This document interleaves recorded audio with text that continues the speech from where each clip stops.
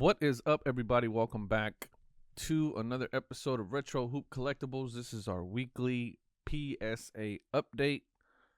If you're not familiar with the series, or if you're joining us for the first time, this is a video where we recap what PSA graded last week in terms of cards based on how many new cards hit their pop report.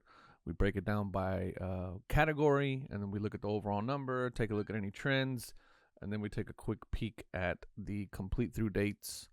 If you would like to continue to be kept up on the numbers on a weekly basis, hit the subscribe button, hit the notification bell so you don't miss a update. Let's get into it. Not bad, pretty in line with what they did last week. Their average is just continuing to go up and up and up. Their 6-week average is about 184,000 cards. They did pretty much the same as last week, 198,000 cards.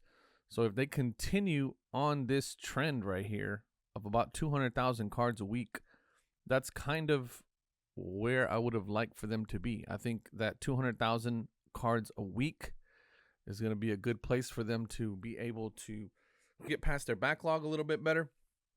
A little bit quicker. Hopefully we'll see that in the complete through date here in a second. I haven't looked at it yet, but I got a feeling that they are making some headway. Hopefully they're making some headway. But TCG dipped quite a bit. I think as we kind of get further along, we're going to continue to see that number dip lower and lower and lower as we kind of get out of that time frame where TCG cards were being submitted by the thousands. The Kings still basketball. They are still the highest number. Followed by, what is it? Baseball. Yeah, so it's always basketball, baseball, football, basketball, baseball, TCG, and then football. And then the next biggest number is soccer. So no real big change there. It's still pretty consistent with what the most popular ones are. So not really a whole lot there. But this is kind of what you want to see, is some level of consistency with the number. Hopefully they're going to still hover around that 200,000 mark going into next week. If they do, that's a very good sign that they're kind of in that area where they're pretty consistent with their numbers. So it seems like they have a process down. It seems like they have people in place. Maybe they're not being as affected anymore by COVID. So that's a good thing as well. But again, to see this number kind of be in that same high range for 2 weeks in a row is a good sign. I'd like to see a third week within this range. And then if they do get there, then that means that they've kind of achieved this sort of plateau, but a very high plateau. I mean, when we first started this thing, they were at 111,000.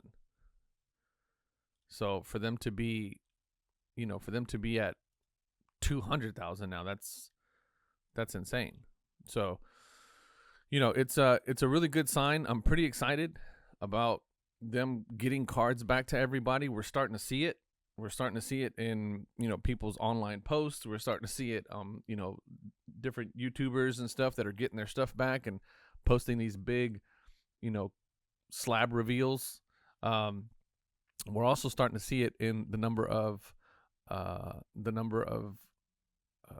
cards listed, number of slabs listed on eBay, which is a very interesting take. I'll be doing a video on that pretty soon. I don't want to do a video on it, but I think it's necessary because it's pretty. The numbers are pretty interesting. So pretty flat from last week, which is good. That's kind of what we want to see.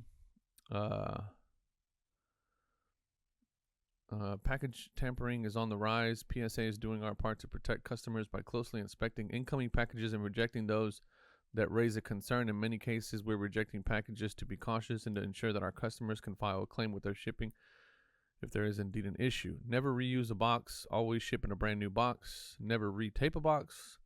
Always start with fresh packing tape. Always use tamper evidence tape.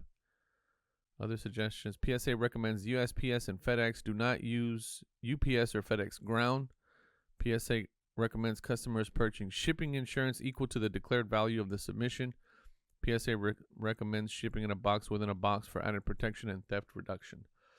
That's pretty good.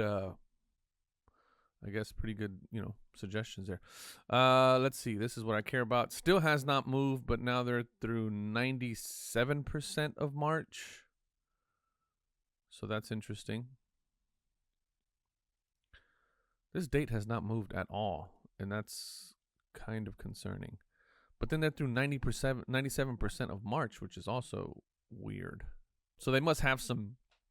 They must have some orders from March 2nd that are holding up the pipeline, because they're through 97% of March.